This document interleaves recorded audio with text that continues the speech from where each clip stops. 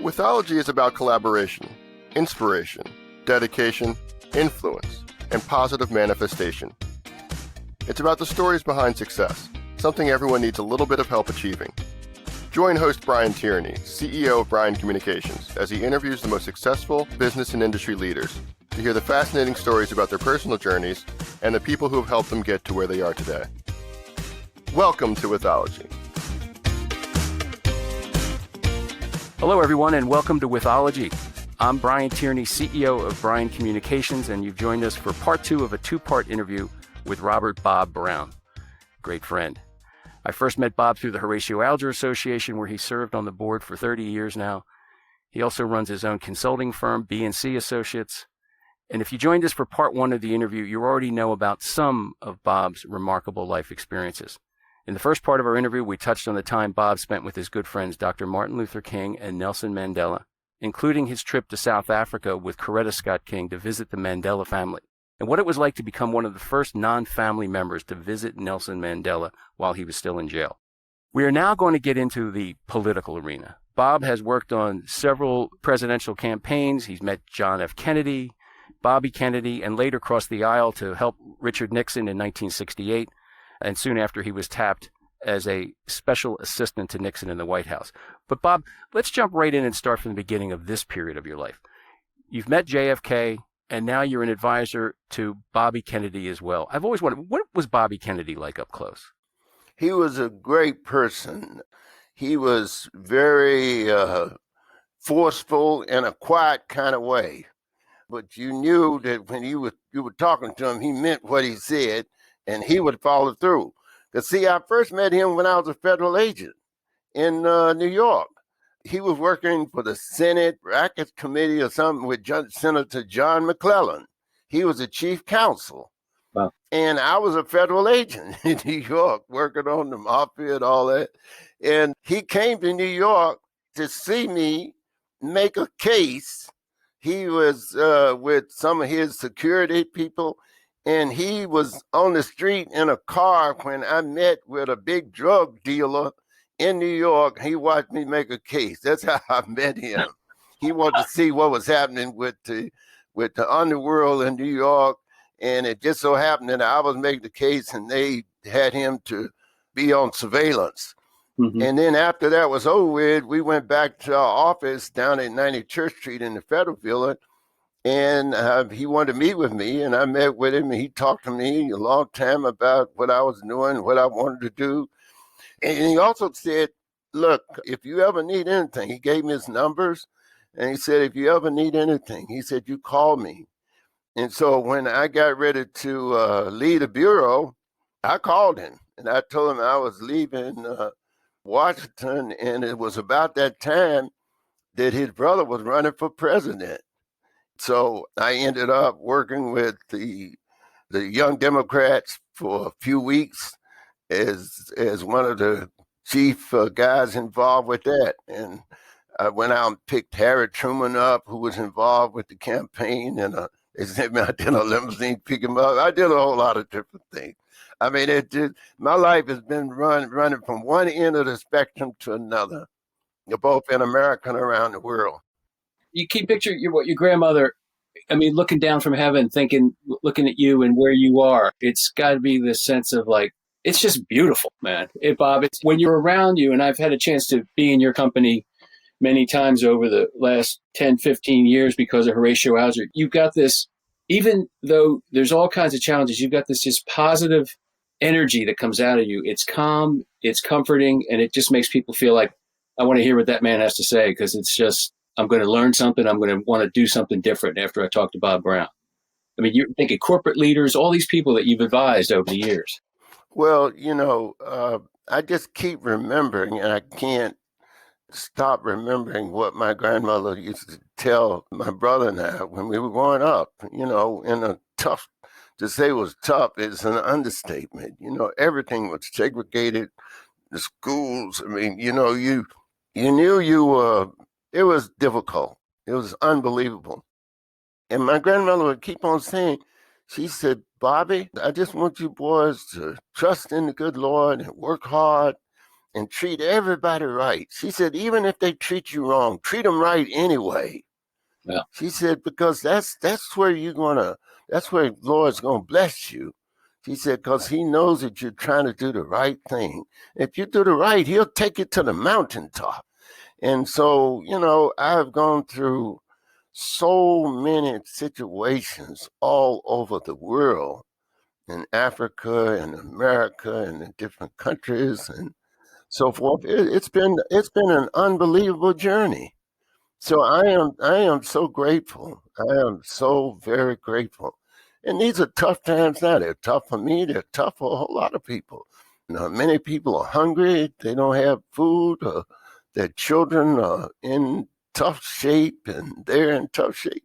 And so whatever I have, I try to share it with people. Because my grandmother told me all the time. She said, "Bobby, it's not yours anyway. It all belongs to the good Lord. It's not yours. It doesn't belong to you. He gave it to you, but he gave it to you to share, particularly when he gives it to you in abundance."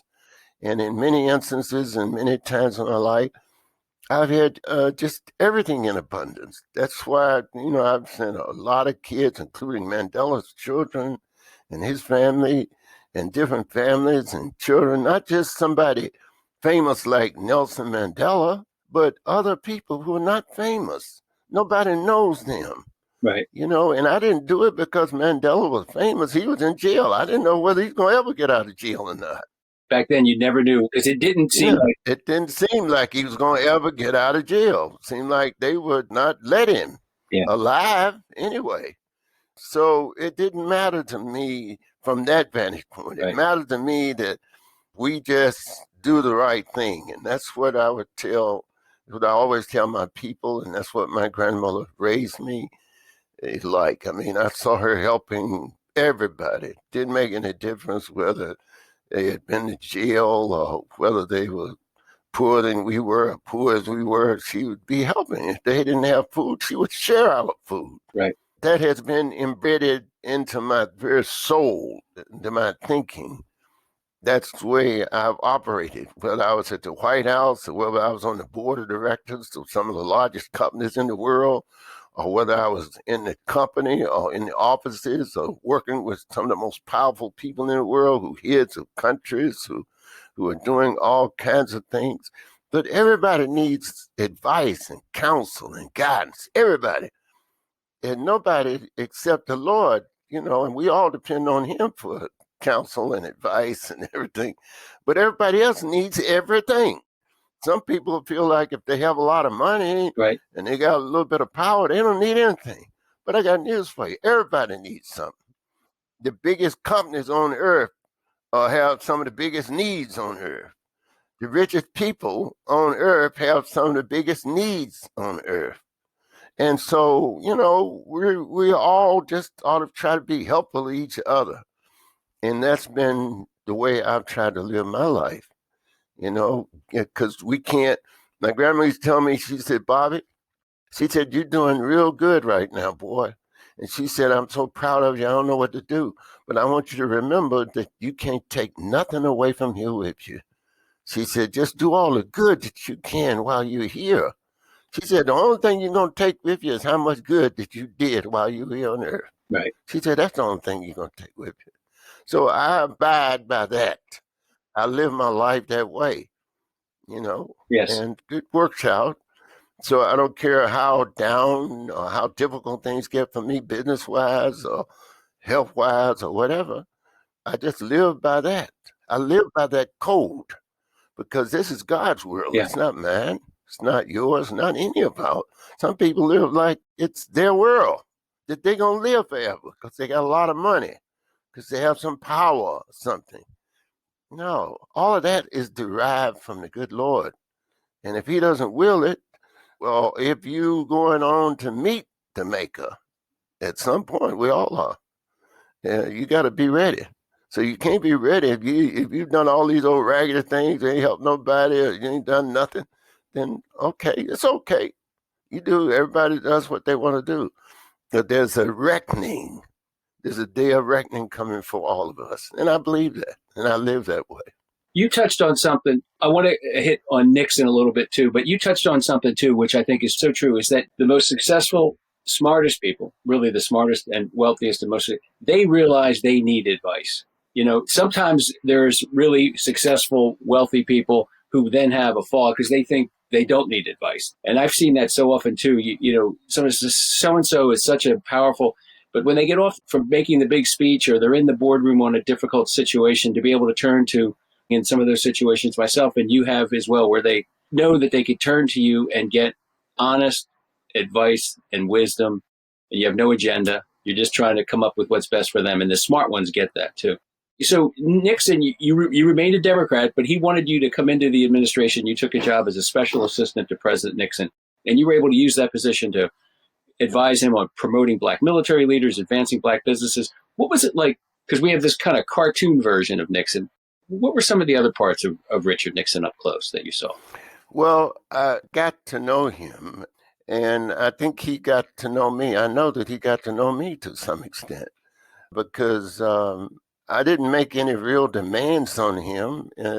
Working with him in the campaign of '68, it was just psychic that I ended up traveling with him. Mm-hmm. Everywhere he went. It was because of a situation that I developed and handled for them in upstate New York. You may recall, you may have seen some version of it. Mr. Humphrey, who was running against Mr. Nixon, could not go. He went into a town it was Rochester, New York. He was not able to get out of the airport because of the demonstrations, Vietnam War demonstrations. It's all history, and you can go back and dig it up.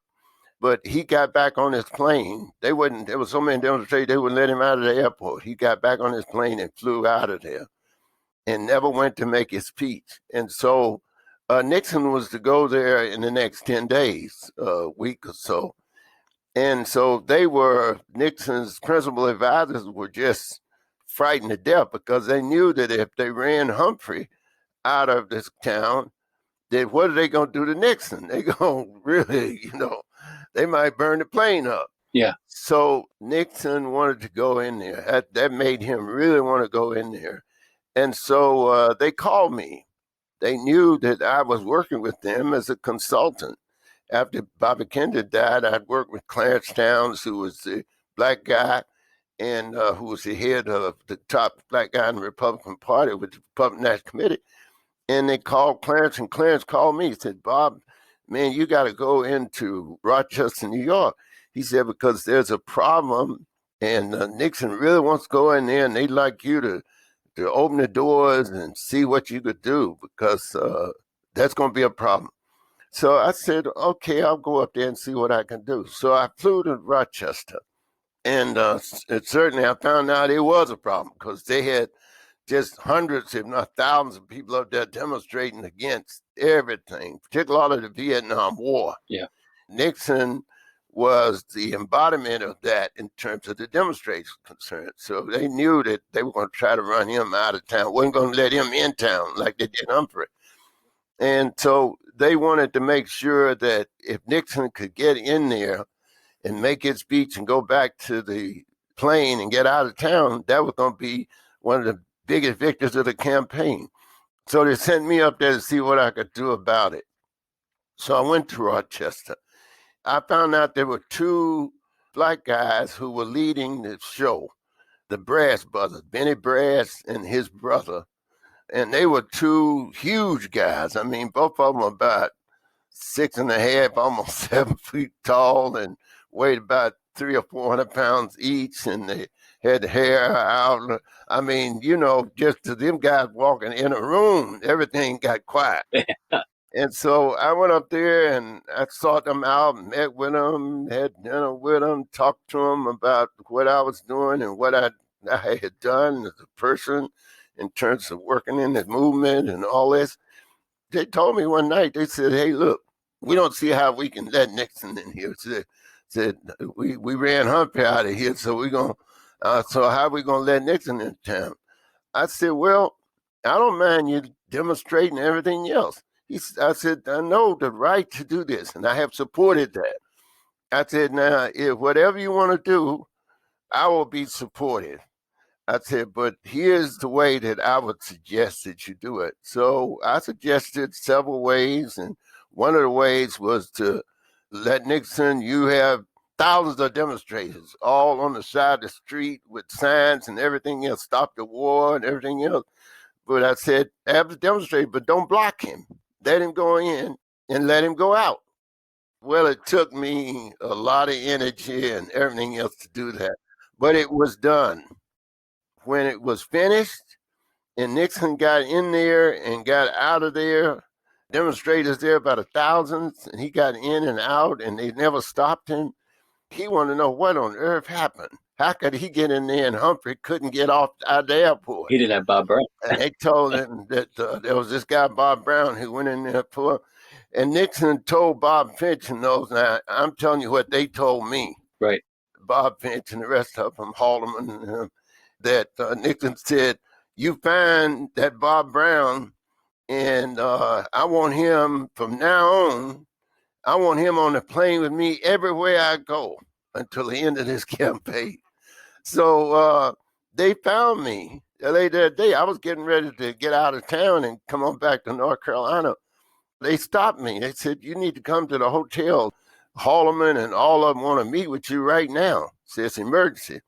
So I went to the hotel suite, and they started telling me, what I had to do. He said, you go on back to North Carolina and get yourself together because you're not going to be able to go back there no more until after this campaign. He said, we need you. Old man wants you to go and travel with him for the rest of this campaign. They said, meet us back in Ohio in the next 2 or 3 days. And that's what I did. I went home, got everything I needed, and met him. And we had the first train trip across Ohio. And it's something I will never forget. There was a little girl in the train station in one of those little stations, one of those little towns we went through. And the town was Deschler, Ohio. It's in the history books. And we are looking out the window. I'm in this, we got all these cars, and we're looking out the window, and the train's going slowly through the town. And this little girl had a sign out there. And the sign said, bring us together. It was a big sign that she had. She was standing there with her mother. I will never forget it. And it's in the history books. You can look it up. And it said, bring us together. And Nixon saw that sign, and he had that sign to become the theme of the campaign. Bring us together, because the country was divided on the Vietnam War and everything else. The assassination. Yeah, assassination and everything. And that became the theme of the campaign from that train trip.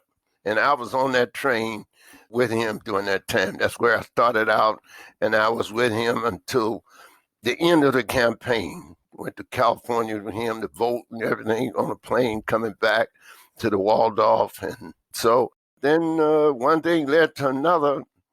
And I soon found out that my life was never going to be the same again, because after the campaign was over and we won, Haldeman called me the next morning and said, look, get yourself together because we're going to put the new government together, and the old man wants you to go with us. I said, well, I'm here in New York, and I've got my wife is here with me. I'm seeing her, and I don't know when, and we're going to stay here for a few days and relax and see some plays. And then we're going back to North Carolina to get in business together. They said, well, we'll keep in touch with you. But every day in the November of 1968, every day just about after that campaign was over, they would be calling me, all the guys about this and that and the other. What should we do? How we do this? The old man wants to know about this. So one day I get this call. It was Haldeman. He says, Bob, the old man wants to see you right away, right now, in New York. They had moved the campaign of New York to the Pierre Hotel. So I went to New York, and the next morning, and went to the Pierre and called Haldeman, and he said, I'll be right down to get you. I'll be right down. So he came down.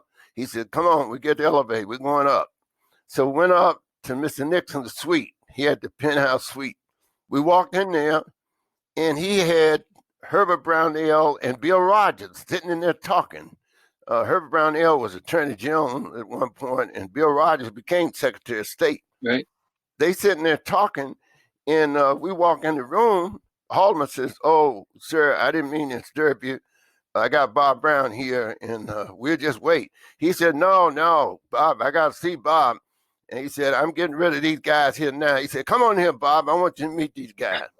And so I went in and met both of them and shook hands and chatted a few minutes, and then they left. And Haldeman says, "Sir, do you want me to stick around for this meeting between you and Bob?" He says, "Oh no, I need to meet with Bob." So for the next almost an hour and a half at least, we sat in that room and talked about everything. He talked about his work in the Eisenhower administration. He talked about the blacks that he knew. He talked about the problems that he knew he was going to be faced with, and he needed somebody that he could trust and who could help take care of it, who knew about the problems in the black community and this and that and other communities and all over.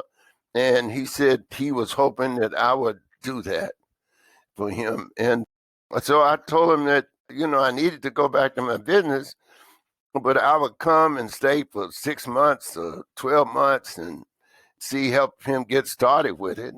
And I said, "That's all I think I can afford." And he said, "Well, you come on." And so he said, "There will be nobody interfering with you." He said, "You'll have a direct link to me. You'll be attending all of the top meetings, all the cabinet meetings that we have. You'll be right in the room with the cabinet, everything." He said, "Nobody will be interfering with you, Bob." So that's the way I went to the White House. Wow. And he kept his word for the whole time. I mean, those years I spent there, one thing would happen after another. It was an unbelievable time in my life. But it was a time when I knew that God was using me in a major way, because I was able to change things. I was able to, and nobody could counteract it, because I knew the president wasn't going to do anything. He was supporting me. He never overruled me at any point. And there were so many things going on, particularly with black people back then, who didn't have a chance. The black businesses, it didn't have a chance because they were ruled out in the government before they could do anything.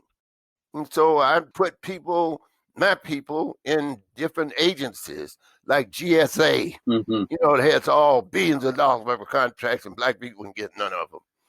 The Small Business Administration changed that, put my people in there.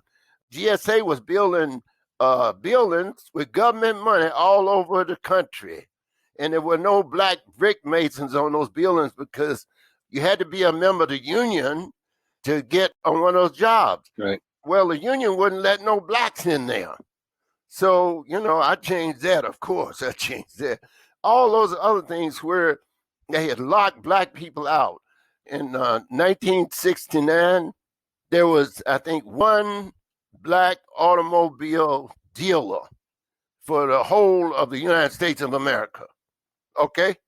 I said, no, we got to change that. So I went around and I met with all of the agencies. I mean, the major banking institutions. I went to New York and met with the CEOs of all, and I told them, I said, hey, here's this new deal in town now. Here's the deal. So then I set up the Minority Council at the White House and invited everybody, made Jim Roach, who was chairman of General Motors, the chairman of it, and calling all the big bankers and everybody else to the White House. And then I had the president, we had the big meeting up in the Indian Treaty Room, and I had the president to give the opening talk to tell them what we were going to do and how they were going to participate. So there wouldn't be no understanding about me going up there. I talked to them and they said, we're going to do what we want to. But the president stand there and tell them they're going to do what they do. It's another deal. So, you all know how that works. Oh, yeah. Anything, Bob, before we get into it, about Nixon himself personally you want to touch on? Well, we had a great relationship, and we would sometimes sit and talk. I know that from time to time, he would have these little private dinners at the White House with just a few people, some of the top corporate people. I mean, a total of maybe 10 people, 10, 12 people in for dinner or something, and he would call me, and or he'd have Rosemary Woods to call me and tell me, Bob, the old man wants you and Sally, my late wife. They having dinner with a group of top people tonight, and there'll only be just a handful of you, 2 tables, and he wants you and Sally there. And of course, the president said he wants you there. Whatever else you're doing, you cancel that and do whatever. He would talk to me from time to time. We'd talk in the Oval Office. And then I would tell him about what I thought and what I thought about different situations and which way we ought to move. And that I don't ever remember him countering me. Mm-hmm. He would say from time to time, Bob, I am so grateful to have your wisdom in all of this. He said a lot of this, I've thought about it, and he said, I couldn't have made the right decision without you being here, without you got it. And, everybody else, I had a straight line to him. I was supposed to be, Haldeman would ask me from time to time, why am I not in his staff meeting at 7:30 in the morning? So one day he came by my office after I was sitting in my office, and he came in, and one of the girls said, Mr. Haldeman is here. And I said, tell him, come on in. So he came in, and I had, they send stuff in, and the red tag stuff, it's got a red tag on top of it. That's emergency stuff. It was about a foot high, at least, all the red tag stuff. And he said, well, Bob, I was wondering why you haven't come to my staff meeting.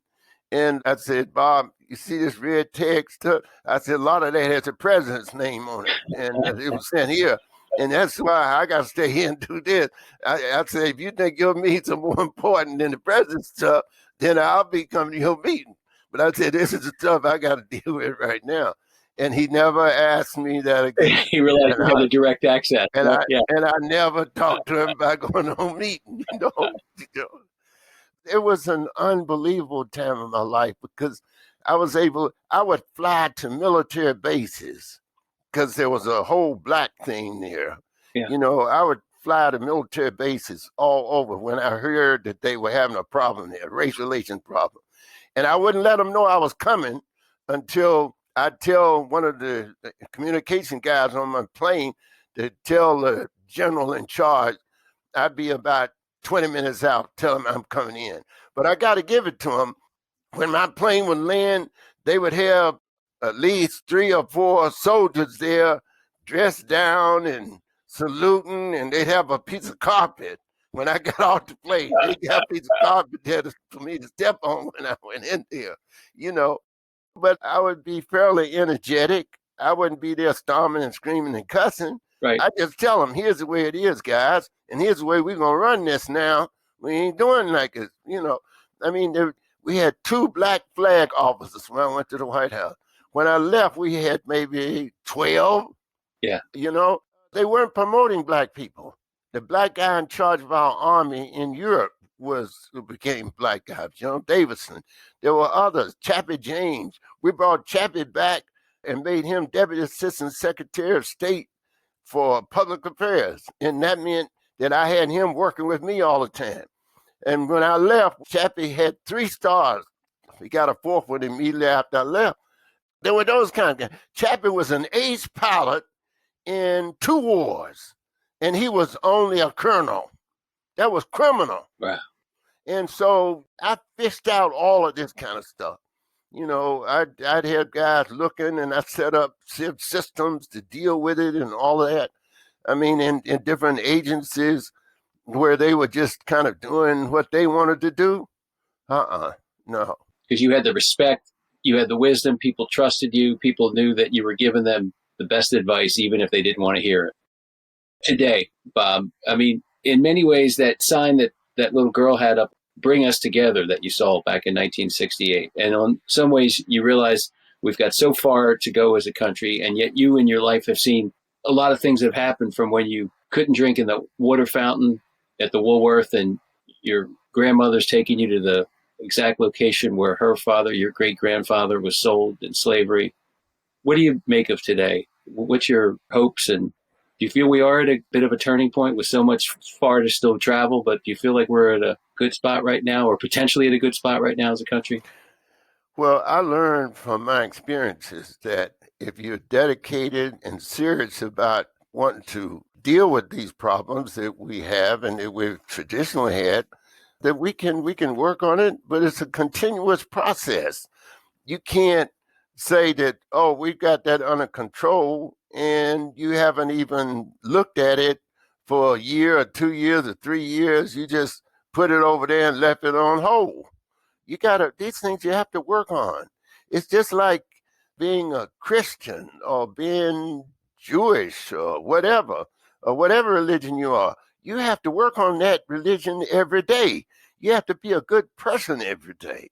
Just like my grandmother used to tell me, she said, Bobby, I want you to be the best boy you can be every day of your life, son. I want you to treat everybody right. And that's what we have to learn how to do as a nation. We can't be at each other's throats all the time. We can't be killing each other because I'm black and you're white, because I'm Jewish and you're a Gentile, or because of other reasons you don't like how I walk, or you don't like how I dress. We all have to be together as people because this earth belongs to God. It doesn't belong to us. And some of us think that we're God, that we have everything and that, we can rule over people and do this and do that and everything's all. It's not all right. You got to learn how to treat everybody as your brother or sister. You got to learn how to lift each other up. That's what makes us the kind of nation that we are, or that we strive to be, because we have shown that we have bits and pieces of that all over the place. We have people doing all kind of great things, even during this pandemic. People out there feeding people, out there nursing people, Right. even though their own lives are at stake. They're doing all kinds of things. People are dying by the thousands. And all of a sudden, there's some people out there trying to be helpful. That's the kind of people, that's what America is all about. And that's what we need to be, lifting up each other all the time, because there's always going to be some work for us to do. Just be together. Let's pray together. Let's work together. Let's go to the moon together. Let's go to other nations and help them together. But let's be together. We don't have time to be apart, and some people doing this and they want to go this way or that way, and which is not good for our country and not good for us individually. Bob, thank you so much for sharing that insight. It's important for us to hear, especially now. I love sitting here listening to you and hearing these great stories, and I'm looking forward to getting together again sometime soon in person down in North Carolina or at the Horatio Alger Association events. It's always a pleasure to hear about your life and the tremendous impact you've had through so many accomplishments in government, in business, in your personal life, and all the people you've touched. It's truly an amazing life story. Thank you for taking the time to be so open and honest about your experiences. And I encourage everybody listening to get Bob's memoir, You Can't Go Wrong Doing Right: How a Child of Poverty Rose to the White House and Helped Change the World. Again, it's available on Amazon, Barnes & Noble, and BAM Books A Million. Bob, you are a wonderful human being. I'm so thrilled and honored to have you as a friend. And we're going to talk again soon. Thank you again for coming on Withology. Thank you all very much for all that you're doing and for inviting me. It's an honor and a pleasure. So anytime, guys.